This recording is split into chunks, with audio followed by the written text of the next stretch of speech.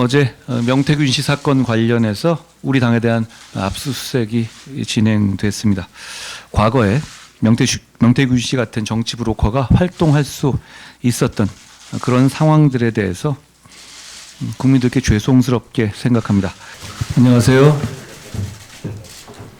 눈이 많이 와서 오시느냐고 고생 많으셨을 것 같습니다. 최고위원회 시작하겠습니다. 서울이 117년 만에 11월 기준으로 역대 최고치의 폭설을 기록한 가운데 어제 그리고 오늘 전국 곳곳에서 폭설로 인해서 피해가 우려되는 상황이고 인명피해도 발생하고 있습니다. 현재 제설 작업을 위해서 애쓰고 계시는 현장 공무원들을 포함해서 피해 예방 및 피해 복구를 위해서 노력하고 계신 많은 분들께 감사드립니다. 그런데 오늘도 전국적으로 눈예보가 되고 있어서 각별한 주의를 하자라는 말씀을 드립니다.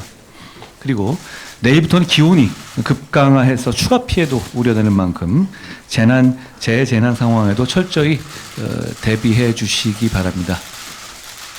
우리 국민의힘 중앙재해대책위원회도 기상 상황에 촉각을 곤두세우고 피해 예방 활동에 만전을 기하겠다는 말씀을 드립니다.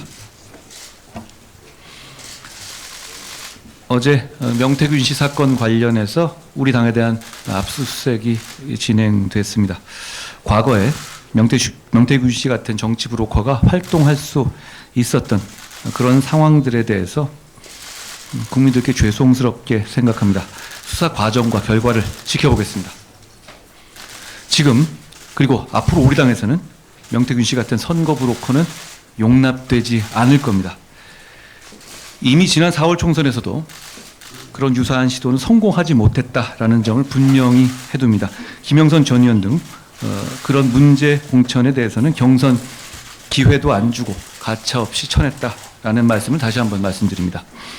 그런 것들은 극복해야 될 구태 정치고 반드시 그렇게 하겠습니다. 그런 차원에서 지난 최고위에서 제가 말씀드린 우리 당 차원의 여론조사 개선 TF에서도 철저히 문제점을 파악하고 재발 방지 대책을 마련할 겁니다. 여의도 연구원장을 팀장으로 해서 법률위, 당무감사위, 사무처 등의 필요한 인원으로 구성될 것이고 그래서 앞으로 이런 일이 재발하지 않도록 제2의 명태균이 나오지 않도록 하는 일을 하겠습니다. 이재명 대표 선거의 일막이 어떻게 보면 끝난 것 같은데요. 우리가 변화와 쇄신을 더 실천해야 될 때다라는 말씀을 드립니다. 그걸 구체적으로 잘 챙기겠다는 말씀도 드립니다. 반도체 특별법의 본회의 처리가 무산됐습니다. 이재명 대표가 저에게 재판보다 민생에나 신경 쓰라라는 말씀을 하셨는데요. 정말 제가 그 말씀을 드리고 싶습니다. 본인의 재판보다 민생에 신경 써 달라는 말씀을 드립니다. 전적으로 공감합니다. 민생 중심의 정치하자는 말씀을 드립니다.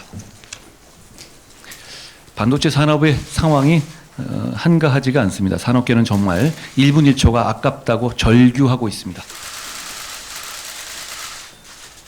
민주당은 이 반도체 특별법마저도 어떤 정치적인 쇼를 위한 도구로 삼는 것이 아닌지 의심하지 않을 수 없습니다. 일종의 간보기 정치 같은 건데요. 이 패턴 많이 본 것 같습니다. 금투세 폐지 과정에서도 비슷한 장면들이 펼쳐졌었죠. 민주당은 금투세 폐지를 완강하게 반대하는 척하면서 판을 깔고 종국에는 이재명 대표가 그걸 폐지하는 그림을 만드는 그런 상황을 연출했잖아요. 이번에도 이 반도체 특별법에 대해서도 민주당은 당 차원에서는 반대하면서 한편으로는 또 이 대표는 열린 자세가 있다라면서 군부를 떼고 있습니다. 민생 정치는 그런 식의 정치적 도구로 쓰여서는 안 됩니다. 이 반도체 특별법이라는 것은 AI 혁명의 시대에 있어서 대한민국이 전 세계와 우리 국민들, 산업계에 던지는 메시지입니다. 대한민국의 반도체 산업 발전에 그리고 그것을 통한 AI 산업 발전에 국가의 명운을 걸었다는 메시지가 나와야 역시 기업도 더 사활을 걸고 뛰어들 것이고 시장도 주목할 겁니다. 국민의힘은 반도체 특별법 12월 정기국회 내에서 반드시 처리하겠다는 다짐을 드립니다.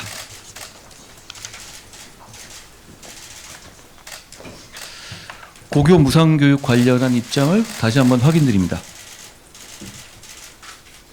정부는 책임지고 고등학교 무상교육을 해내겠다는 입장입니다. 왜곡하고 선동하지 마십시오.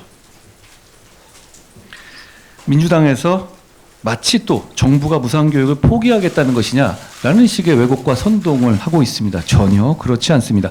2024년도 지방교육 재정 규모는 19년에 비교해서 18.9%나 증가했고 내년에 교육교부금은 3.4조 원이나 증가합니다.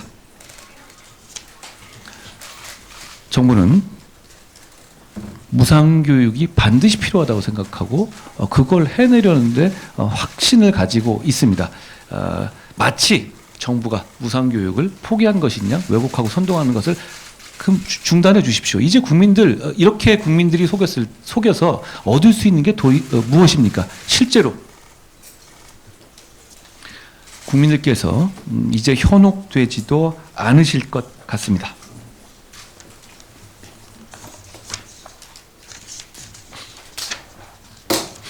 민생 법안의 통과에 대해서 말씀드리고자 합니다. 전사 순직군인의 처우 개선법이 그저께 국회 국방위 소위에서 통과됐죠. 사실 이 내용은 너무나 당연한 내용이었거든요. 우리의 영웅들에게 순직 후에 추서 계급을 드리고 그런데 정작 유가족에 대한 대우는 추서 계급대로 안 해줬던 이런 코미디 같은 일이 지금까지 있었던 겁니다. 이걸 바로잡겠다고 국민의힘이 우선순위를 둬서 추진했고 약속을 드렸습니다.